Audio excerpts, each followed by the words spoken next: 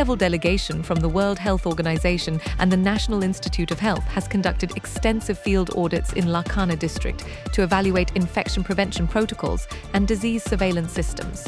The inspection follows growing public health concerns after approximately 40 initial HIV cases were reported in a single localized village, exposing critical systemic gaps in medical safety.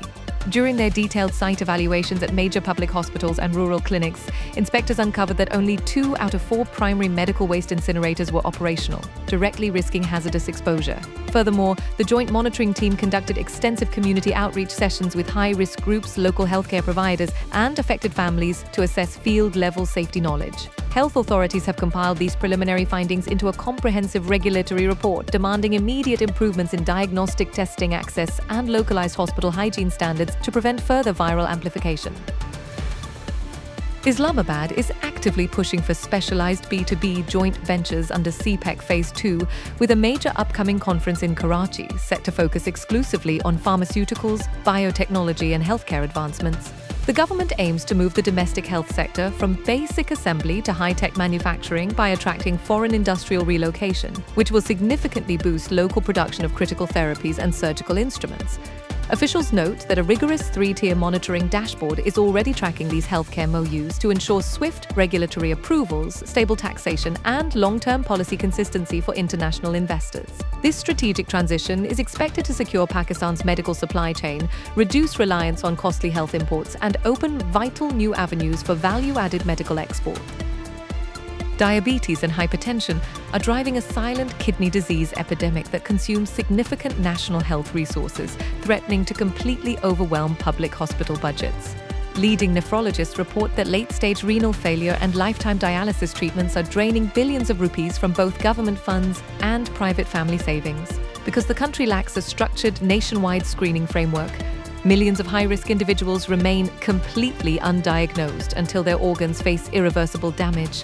Public health experts are urgently demanding a major policy shift toward early community-level preventative care and strict blood pressure monitoring programs to catch the illness before it reaches catastrophic stages. Without an immediate intervention to curb these escalating medical costs, the economic burden of this non-communicable disease could single-handedly collapse the state's expanding social healthcare safety net. A sudden surge in lethal infections has forced international health officials to classify the crisis as a public health emergency of international concern. The epidemic, fueled by the rare Bundibugyo virus strain, has already caused at least 80 suspected deaths and crossed major land borders into neighboring Uganda's capital city. Public health leaders are in an absolute panic because, unlike more common variants, there are currently 0 approved vaccines or specific therapeutic treatments available globally to combat this particular mutation. Field doctors report that the virus is spreading aggressively through high-traffic mining zones and local medical centers, killing several frontline healthcare workers due to massive gaps in protective equipment. Global monitoring agencies warn that localized tracking numbers represent only the tip of the iceberg, urging immediate emergency funding deployments to prevent an uncontained regional disaster.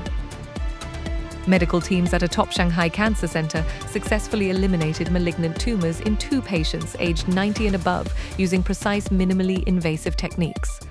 Both individuals had severe comorbidities, including advanced cirrhosis and heart disease, but managed to walk within 24 hours post-operation due to advanced recovery protocols.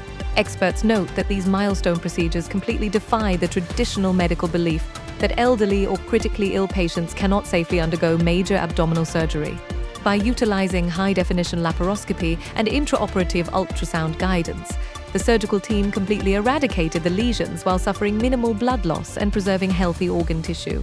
This breakthrough approach highlights how personalized multi-specialty care and advanced image-guided therapies can drastically expand treatment options for aging population worldwide, previously deemed inoperable.